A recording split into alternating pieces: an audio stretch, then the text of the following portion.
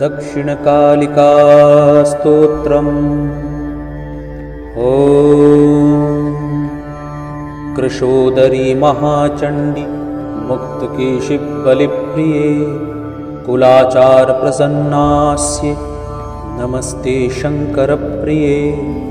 घोरदंष्ट्रे कोटराक्षि किटीशब्दप्रसाधिनि घोरघोररवास्फारे नमस्ते चितिवासिनि।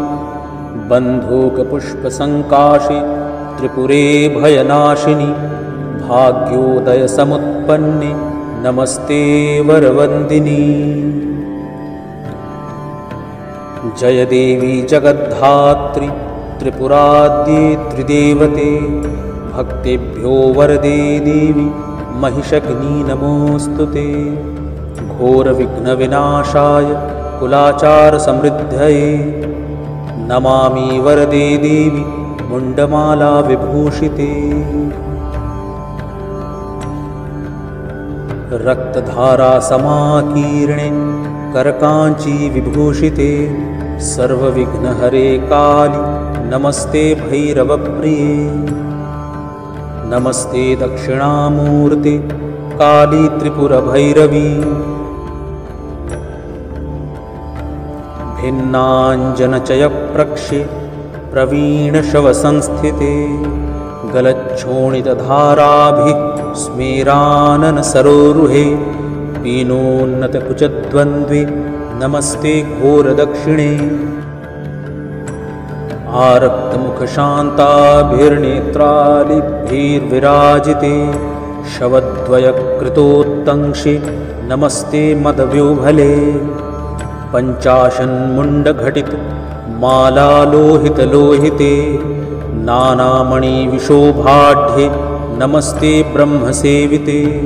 शवास्तीकृतकेयूरशङ्खकङ्कणमण्डिते शववक्षः समारूढे नमस्ते विष्णुपूजिते।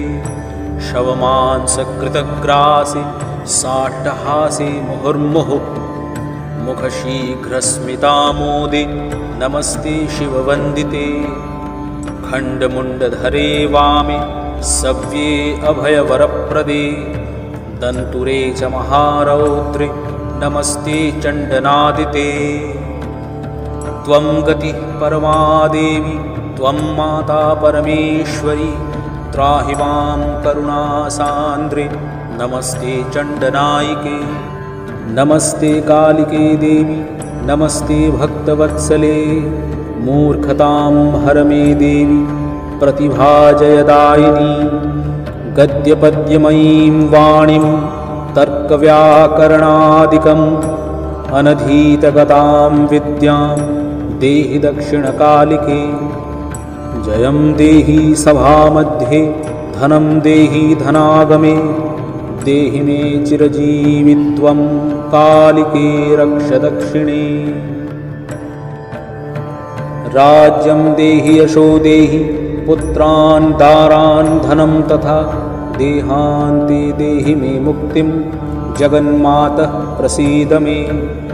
ॐ मङ्गला भैरवी दुर्गा कालिका त्रिदशेश्वरी उमा हैमवती कन्या कल्याणी भैरवीश्वरी। काली ब्राह्मी च माहेशी कौमारी वैष्णवी तथा वाराही वासली चण्डी त्वां जगुन्मुनयः सदा। उग्रतारेति तारेति शिवेत्येकजटेति च लोकोत्तरेति कालेति गीयते कृतिभिः सदा। यथा काली तथा तारा तथा छिन्ना च कुल्लुका एकमूर्तिश्चतुर्भेदा देवी त्वं कालिका परा। एकद्वित्रिविधा देवी कोटिधानन्तरूपिणी अङ्गाङ्गीकैर्नामभेदैः कालिकेति प्रगीयते। शम्भुः पञ्चमुखेनैव गुणान् वक्तुं न ते क्षमः चापल्यैर्यत्कृतं स्तोत्रं क्षमस्व वरदा भव। प्राणान् रक्ष यशो रक्ष पुत्रान् दारान् धनं तथा सर्वकाले सर्वदेशे पाहि दक्षिणकालिके। यः सम्पूज्य पठेत् स्तोत्रं दिवा वा रात्रिसन्धयोः धनं धान्यं तथा पुत्रं लभते नात्र संशयः। इति श्रीमहाकालविरचितं श्रीमद्दक्षिणकालिकास्तोत्रं समाप्तम्।